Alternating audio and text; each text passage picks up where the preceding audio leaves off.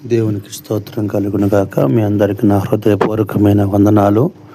ప్రభువు మిమ్మల్ని దీవించాలి. 91 కీర్తన 15 వచనంలో రాయబడింది, శ్రమలో నేను అతనికి తోడే ఉంటాను అని. చూడండి ప్రియమైన దేవుని బిడ్డలారా, ఈ రోజున శ్రమలు అనేది ప్రతి ఒక్కొక్కరికి వస్తూ ఉన్నాయి. కానీ ఆ శ్రమల్లో మనము ఎలా ఉండాలని దేవుడు చెబుతున్నాడంటే, ఆయన మనకు తోడుగా ఉన్నాడని చెబుతా ఉన్నాడు.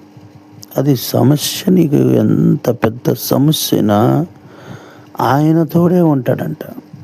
అందుకని ఆయన ఆ రీతిగా మాట్లాడుతున్నాడు. ఈరోజు నీ ఆధ్యాత్మికమైన జీవితంలో కూడా నీవు దేవుడికి పరిపూర్ణమైన మనస్సు, పరిపూర్ణమైన ఆరోగ్యాన్ని అనుగ్రహిస్తే ఆ పరిపూర్ణమైన పరిస్థితి ఎప్పటికీ ఒకలానే ఉండడానికి సహాయం చేయి. అది పెట్టుకొని పరిశుద్ధాత్మ దేవుడు ఎట్టి పరిస్థితుల్లో కూడా మనకి ఆయన విడిచిపెట్టకుండా మనకి సహాయం చేస్తాడు, సహాయకుడుగా ఉంటాడు ఆయన.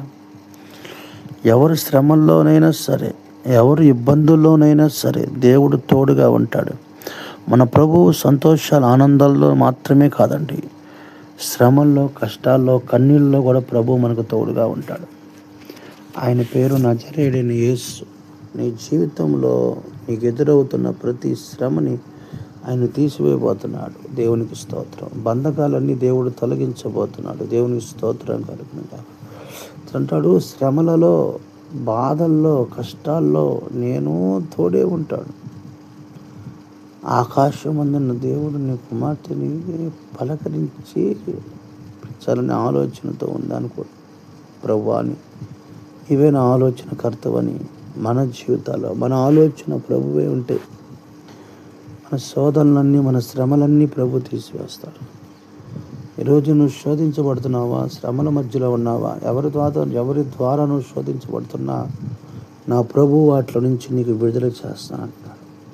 పరిస్థితులు మారుస్తాడు ఆయన, స్థితిగతులను మారుస్తాడు. ఎట్టి కష్టాల మధ్యలో నీవు ఉన్నా నా ప్రభు వాటిలో నుంచి నిన్ను విడిపించి నిన్ను గొప్ప చేయబోతున్నాడు. ఆయన పేరు నజరేయుడైన యేసు. ఆయన శ్రమల్లో తోడే ఉన్నాడంట. ఎంత భయంకరమైన శ్రమ అంటే చెప్పుకోవడానికి భయంగా ఉంటుంది. ఎలాగ ఆయన గురించి వర్ణించాలన్నా ఆశ్చర్యంగా ఉంటుంది. కానీ ప్రభు మనకి విడిచిపెట్టని మహాభాగ్యమని పరిశుద్ధాత్మ దేవుడి శక్తి వంటి కార్యాలు బిడ్డల పట్ల మీరే గొప్ప కార్యం చేసి గొప్ప మేలుతో వారి శ్రమలన్నింటిలో నుంచి వాళ్ళు తప్పించి వారికి క్షేమాభివృద్ధిని కలగచేసి సమాధానం కలగచేసి